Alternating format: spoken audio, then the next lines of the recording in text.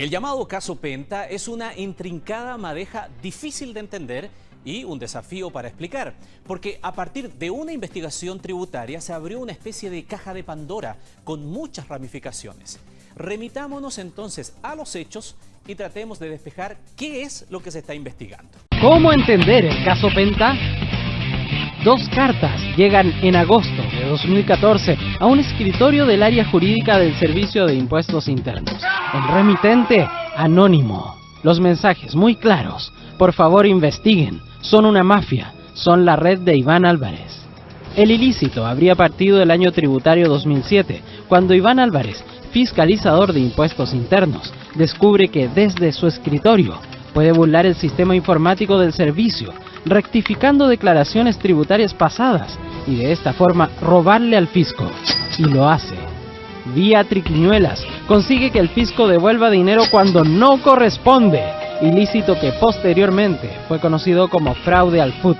El negocio consistía en tener contribuyentes dispuestos a rectificar sus declaraciones, recibir el pago y pagarle una comisión. Para ello, reclutó gente de su confianza, entre ellos ya fallecido martillero Jorge Valdivia. Con él consolida su red y su estafa.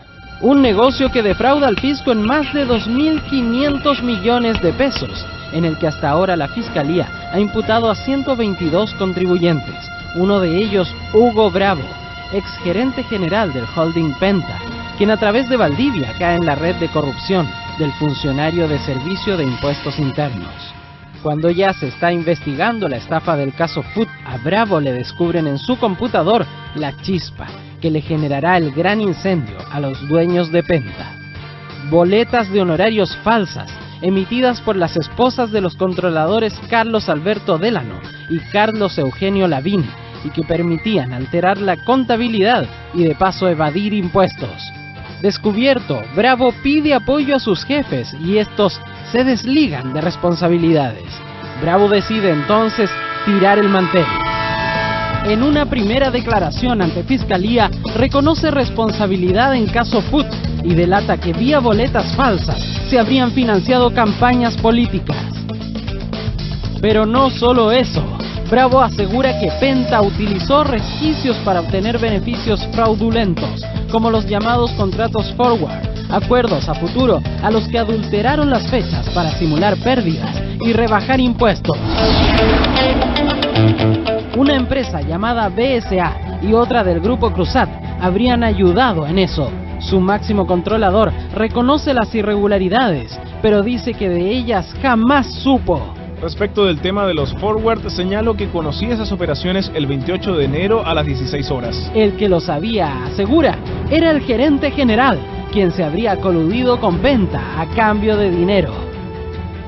Son los hechos que tienen a los sabuesos, liderados por el fiscal nacional, investigando el caso, uno de los más graves y mediáticos del último tiempo, el llamado caso Penta.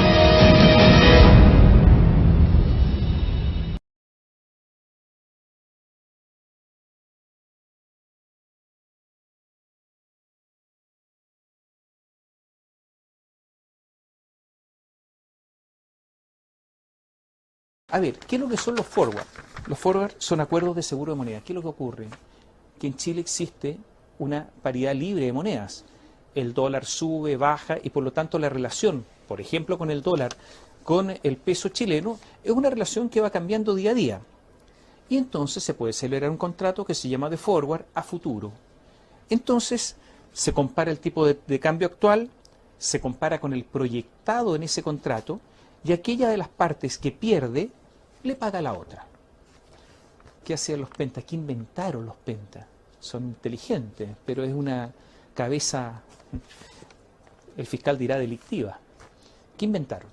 Los pentas inventaron celebrar el contrato hoy, pero no hacia futuro, sino hacia atrás. Por eso el contrato es falso. Entonces celebran el contrato hoy sabiendo cuál fue la paridad en la fecha en que le ponen la fecha anterior. Y Penta siempre perdía, siempre perdía. ¿Para qué hacía esto Penta? Porque al perder resulta que disminuye la base imponible, paga menos impuestos, tiene menos utilidades. Al salir plata porque perdió, esa plata volvía porque la empresa que la recibía en realidad, como era un engaño, cobraba una comisioncita y le devolvía la plata penta, pero eran platas negras. Y cuando usted tiene platas negras puede hacer cualquier cosa, porque son negras. Y por lo tanto puede hacer puras negruras. ¿Me entiende usted?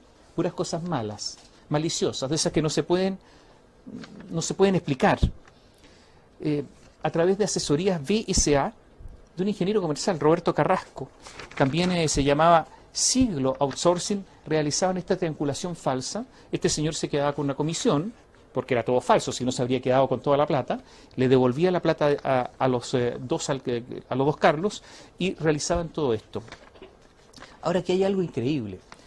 ¿Qué hacía la mafia en Estados Unidos?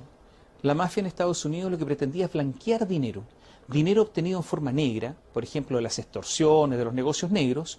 Bueno, lo que hacía en Las Vegas era a través de un casino, por ejemplo, blanquear las platas. Gané. Llegaban con el maletín, no había ganado nada, era una apariencia y se blanqueaba la plata. Lo que hacen los Carlos aparentemente es todo al revés. Oscurecen las platas para hacer cosas oscuras, al revés. Pero tan mafioso como allá en Las Vegas, es lo mismo, pero al revés. Es una cosa muy notable y ahora se descubre una especie de santón de los empresarios chilenos, una especie de momia caminando dentro del empresariado. Manuel Cruzat Infante, que llegó a ser un gran empresario. Alguna vez sus empresas representaron el 5% del PIB chileno. Un formador de empresarios. ¿Dónde cree usted que se formó el Choclo Délano, Carlos Alberto Délano? Con él, pues, con Manuel Cruzat. Y Carlos Eugenio Lavín con Manuel Cruzat. Y Juan Bilbao, que ahora está acusado por las autoridades norteamericanas de uso de información privilegiada, ahí mismo. ¿Y dónde se formó Sebastián Piñera?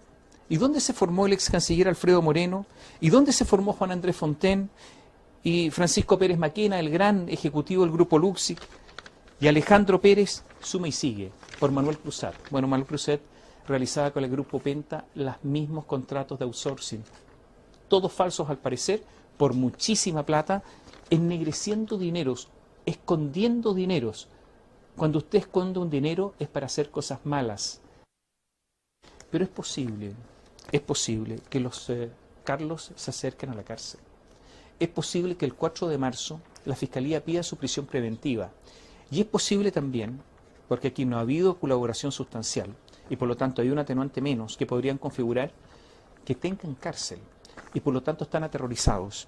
Y al estar aterrorizados, a Manuel Cruzat le puede pasar lo mismo, entre paréntesis. El gurú de todos también se puede ir a la cárcel.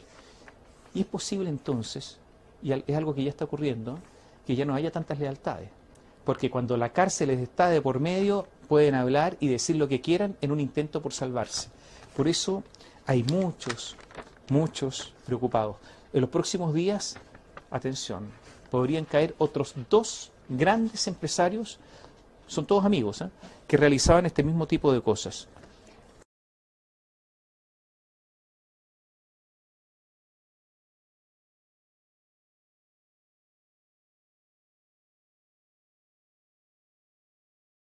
El caso Penta es un claro ejemplo de que la actitud escéptica al momento de realizar una auditoría es de suma importancia y que todo indica que no se tuvo del todo. Así también es de gran importancia tener una seguridad razonable de la evidencia evaluada y definir un marco de referencia adecuado. Entendiendo que la responsabilidad de considerar y detectar los fraudes son de la dirección y del gobierno corporativo, y habiendo sido los mismos integrantes de la dirección quienes cometieron el ilícito, para los auditores es más complicado detectar el fraude. Pero también se puede considerar que los auditores no hicieron las indagaciones debidas en relación con las cuentas contables y con la entidad. Es necesario que el auditor reúna la evidencia suficiente en concordancia a los controles relacionados con remuneraciones. Específicamente en este caso nos referimos al pago de boletas de honorarios. De esta forma buscar la existencia de contratos relacionados con la prestación de los servicios y evaluar controles enfocados en estos. Por ejemplo, si existía un contrato previo entre las partes. Si se detecta un control deficiente, habría que aumentar la muestra que se examina con el fin de disminuir el riesgo de auditoría. De esta forma, obtener un razonable grado de seguridad. Al aumentar el tamaño de la muestra, sería más factible encontrar las boletas de honorarios ideológicamente falsas. Se podría prestar atención a montos elevados, nombres que pueden parecer sospechosos y pagos por prestaciones de servicios que no tienen relación con la empresa.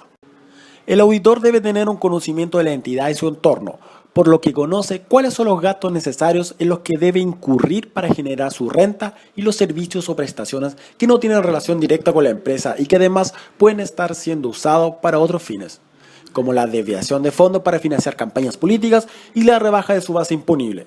Además, el auditor debe conocer la legislación que afecta a la empresa y de este modo determinar cuáles serían los gastos rechazados que se pudieran estar incluyendo en el cálculo de su renta imponible con el fin de rebajar impuestos.